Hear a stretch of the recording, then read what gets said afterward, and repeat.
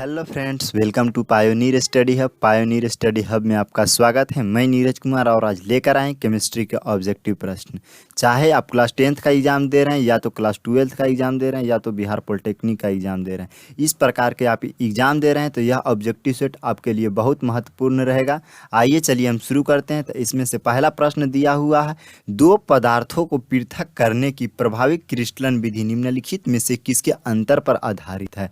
ये जो अंतर आधारित होता है वो विलेयता पर आधारित होता है, यानी कि इसका राइट आंसर ऑप्शन डी होगा।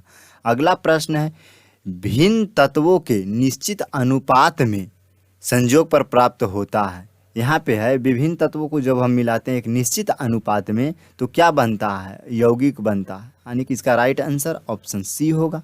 अगला प्रश्न है, जल में हाइड्रोजन तथा ऑक्सीजन के भार के आधार पर अनुपात क्रमशः होता है।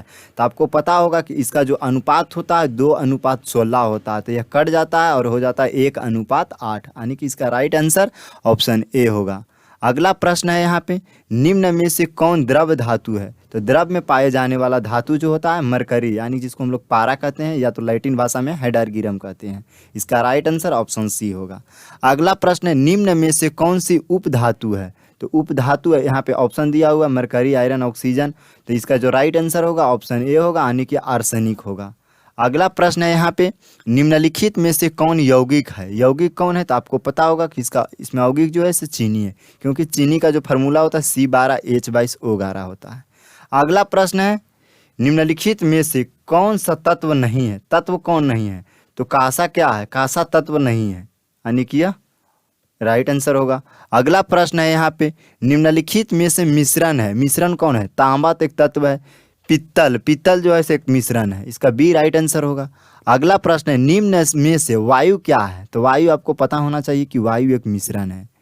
अगला प्रश्न है, निम्न में से किसमें केवल 2 तत्व पाया जाता है। तो 2 तत्व किसमें पाया जाता है, तो कॉफी में पाया जाता है, तो इसका राइट आंसर ऑप्शन बी होगा। अगला प्रश्न है, कच्चे चीनी को विरंजन करने के लिए कौन सा कोयला प्रयुक्त किया जाता है। तो आपको पता होना चाहिए कि इसका जो राइट आंसर होगा ऑप्शन बी होगा, यानी कि पशु लकड़ी का कोयला, यानी कि एनिमल चारकोल इसको अंग्रेजी में बोलते हैं।